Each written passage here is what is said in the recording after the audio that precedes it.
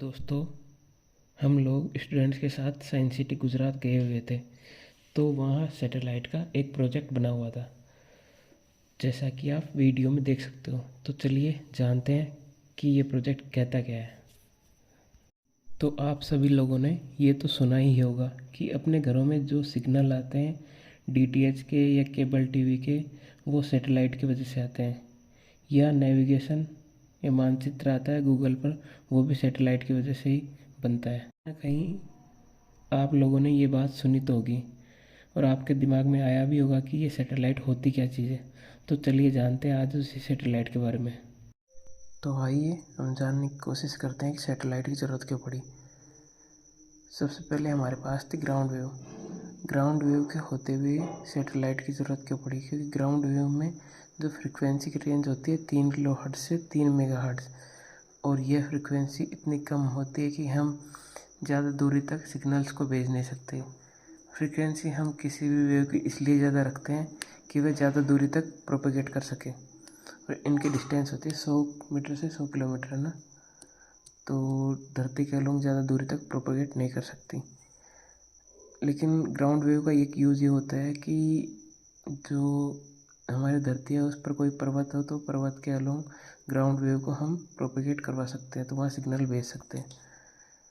ठीक है, अगर 3 मेगाहर्ट्ज़ से ज़्यादा का सिग्नल भेजते हैं तो उसमें एनर्जी लॉस ज़्यादा होगा। मतलब अब बात आती है स्काई वेव की। स्काई वेव की रेंज होती है 3 मेगाहर्ट्ज़ टू 30 मेगाहर्ट्ज़।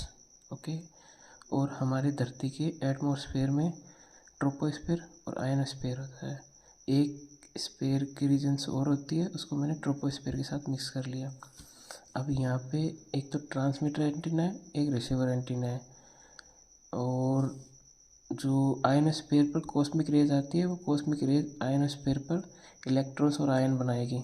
ठीक है, जैसे यहाँ से मैं ट्रांसमीटर से सिग्नल भेजता हूँ तो सबसे पहले वो ट्रोपोस्फेयर से रिफ्लेक्ट होंगे। ट्रोपोस्फेयर से रिफ्लेक्ट होने के बाद में वो रिसीवर एंटीना फर्स्ट पर आएंगे। लेकिन जब दोबारा मैं सिग्नल भेजता हूँ तो वो आयनोस्फेयर से रिफ्लेक्ट होंगे और वो R2 रिसीवर एंटीना पर आएंगे। ठीक है, ये ज़्यादा फ्रिक्वेंसी के सिग्नल्स थे तो आयनोस्फेयर तक के, ये कम फ्रिक्वेंसी के सिग्नल्स थे तो ट्रोपोस्फेयर तक के। अगर इससे भी ज़्यादा फ्रिक्वेंसी के सिग्नल भेजता हूँ तो वो आयनोस्फेयर से रिफ्लेक्ट नहीं होंगे और वो बाहर निकल जाएंगे। ओके, तो दोस्तों आपको समझ आया कि हम यहाँ फ्रिक्वेंसी इसलिए बढ़ा रहे हैं कि वेव की एनर्जी बढ़े, जिससे वेव ज़्यादा डिस्टेंस ट्रेवल करे, मतलब लॉन्ग डिस्टेंस ट्रेवल करें। अगर हम ग्राउंड वेव में 3 मेगाहर्ट्ज़ से ज़्यादा की फ्रिक्वेंसी बढ़ाएंगे तो वो वेव रिसीवर एंटीना तक तो पहुंच ही नहीं पाएगी और वो बीच में ही ख़त्म हो जाएगी, बीच में ही ख़त्म हो जाएगी। और यहाँ स्काई वेव में हम 30 मेगाहर्ट्ज़ से ज़्यादा की फ्रिक्वेंसी बढ़ा रहे हैं तो वो वेव आकाश की ओर जा रही है, मतलब वो आयनोस्फीयर से रिफ्लेक्ट नहीं हो रही, क्योंकि आयनोस्फीयर में जो आयन्स की रेंज है रिफ्लेक्ट करने की जो परास है वो इतनी है नहीं कि वो 30 मेगाहर्ट्ज़ की फ्रिक्वेंसी को रिफ्लेक्ट कर दे। ओके, तो उसके बाद में आता है स्पेस वेव। स्पेस वेव का मतलब ये है कि जो स्काई वेव से जो फ्रिक्वेंसी जा रही है 30 मेगाहर्ट्ज़ से ज़्यादा की फ्रिक्वेंसी, वो सैटेलाइट से रिफ्लेक्ट होती है। सैटेलाइट का काम इतना सा होता है कि जो 30 मेगाहर्ट्ज़ से ज़्यादा की फ्रिक्वेंसी जाती है वो उनको रिफ्लेक्ट कर देता है। मतलब अर्थात सैटेलाइट का काम इतना सा होता है कि डिजायर्ड डायरेक्शन में वेव को दोबारा रिफ्लेक्ट कर देता है। कौन सी वेव को? जो 30 मेगाहर्ट्ज़ से ज़्यादा की वेव जा रही है, जो आयनोस्फीयर से रिफ्लेक्ट नहीं हो पा रही, उन वेव्स को यह सैटेलाइट रिफ्लेक्ट कर देता है। ओके, ये काम था कि सैटेलाइट की ज़रूरत क्यों पड़ी। तो आपने देखा कि सैटेलाइट की ज़रूरत क्यों पड़ी। ओके, तो जानते हैं सैटेलाइट होता क्या है। सबसे पहले तो जैसे पृथ्वी के चारों ओर चंद्रमा चक्कर लगाता है, तो वो चंद्रमा पृथ्वी के लिए एक नेचुरल सैटेलाइट है। इसी प्रकार हम पृथ्वी के चारों ओर चक्कर लगाने के लिए जो चीज़ें यहाँ से पृथ्वी से भेजते हैं तो वो कृत्रिम सैटेलाइट होंगे। ठीक है, सैटेलाइट में सोलर पैनल लगे होते हैं जो सैटेलाइट को चार्ज करने का काम करते हैं, और मेन बॉडी में सर्किट बना होता है। ठीक है, सैटेलाइट में ट्रांसमीटर और रिसीवर बने होते हैं। ट्रांसमीटर सिग्नल भेजने का काम करते हैं और रिसीवर सिग्नल रिसीव करने का काम करते हैं। ठीक है। सैटेलाइट में कंट्रोल मोटर भी लगी होती है। कंट्रोल मोटर का काम इतना होता है कि जो हम उसको पृथ्वी से रिमोट की सहायता से कंट्रोल कर सकते हैं, उसकी ऑर्बिट चेंज कर सकते हैं, उसको एडजस्ट कर सकते हैं, एंगल चेंज कर सकते हैं, और जो भी कनेक्टिविटी की प्रॉब्लम आती है उनको हम कंट्रोल मोटर की सहायता से देखते हैं। साइज़, सैटेलाइट का साइज़ पर्पज़ के आधार पर बनाते हैं। स्कैनिंग के लिए अलग बनाते हैं, फ़ोटो लेने के लिए कैमरा लगे होते हैं। मेन पर्पज़ तो कम्युनिकेशन होता है। मेन पर्पज़ क्या होता है? कम्युनिकेशन। ठीक है।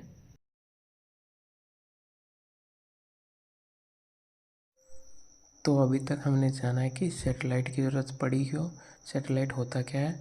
अब हम देखते हैं सैटेलाइट को पृथ्वी की कक्षा में स्थापित करने में क्या क्या प्रॉब्लम आती है। फर्स्ट ऑफ ऑल, पृथ्वी का गुरुत्वाकर्षण बल। जब हम सैटेलाइट को पृथ्वी की ऑर्बिट में स्थापित करने की कोशिश करते हैं तो पृथ्वी का गुरुत्वाकर्षण बल लगता है। दूसरा लगता है सूर्य और चंद्रमा का गुरुत्व बल। ठीक है। तो इन दोनों को, पृथ्वी का गुरुत्वाकर्षण बल और सूर्य और चंद्रमा का गुरुत्व बल, इन दोनों को सैटेलाइट को संतुलित करना होता है। ठीक है। तो पृथ्वी का गुरुत्वाकर्षण बल का मान होता है G m1m2/r²। m हो गया यहाँ सैटेलाइट का द्रव्यमान, m ही हो गया अर्थ का द्रव्यमान, m सैटेलाइट का द्रव्यमान, mv²/r ये हो गया अभिकेंद्रीय बल। ठीक है। तो अभिकेंद्रीय बल बराबर पृथ्वी का गुरुत्वाकर्षण बल, तभी सैटेलाइट हवा में स्थिर टिकता है। ओके, तभी सैटेलाइट हवा में स्थिर रहता है। तो Gm1m2/r² बराबर mv²/r, जहाँ t = 2πr/v, समय बराबर दूरी बटा चाल।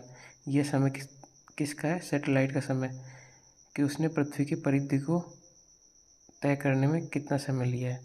ठीक है। t = 2πr/v। तो इसका मान, t का मान यहाँ रखेंगे। सोल्व करने के बाद में t² is directly proportional to r³। ये केपलर ने थर्ड लॉ दिया था। ठीक है। तो सैटेलाइट पृथ्वी के चारों ओर तभी चक्कर लगा सकता है जब t² is directly proportional to r³, अर्थात गुरुत्वाकर्षण बल बराबर अभिकेंद्रीय बल हो, तभी वह हवा में स्थिर रहेगा। ठीक है। सेकंड नंबर प्रॉब्लम आती है, वो है लो ऑर्बिट सैटेलाइट। उनको फिक्स करने में, लो ऑर्बिट सैटेलाइट को फिक्स करने में क्या प्रॉब्लम आती है? एटम और आयन्स के बीच में कोलिजन के कारण इफेक्ट होता है। एटम और आयन कोलिजन करेंगे तो उसके कारण ये लो ऑर्बिट सैटेलाइट इफेक्ट होगा। थर्ड होता है लार्ज जियो स्टेशनरी सैटेलाइट। इनको फिक्स करने में क्या प्रॉब्लम आती है कि सोलर रेडिएशन होती है। ये लार्ज दूरी पर रहेंगे तो सोलर रेडिएशन से ज़्यादा इफेक्ट होंगे। ओके, अब तक हमने सैटेलाइट के बारे में जाना। सैटेलाइट को पृथ्वी की कक्षा में स्थापित करेंगे। अब स्थापित करने के लिए हमें सैटेलाइट को पृथ्वी से भेजना तो होगा। सैटेलाइट को पृथ्वी से भेजने के लिए जो हम व्हीकल काम लेते हैं उसे लॉन्चिंग व्हीकल बोलते हैं। ठीक है। लॉन्चिंग व्हीकल में 4 स्टेज होंगी। फर्स्ट स्टेज में क्या होगा कि रॉकेट में जो फ्यूल टैंक्स होता है उसके थ्रू हम रॉकेट को ग्राउंड स्टेज से उठाएंगे ऊपर की ओर। ठीक है। सेकंड स्टेज में क्या होता है, स्मॉलर रॉकेट लगे होते हैं। वो स्मॉलर रॉकेट क्या काम आएंगे कि स्पेस में सेंड करने के काम आते हैं, हमारे सैटेलाइट को स्पेस में सेंड करने के काम आएंगे। ठीक है। थर्ड स्टेज में क्या होगा कि थर्ड स्टेज में हम सैटेलाइट को प्रोटेक्ट करेंगे।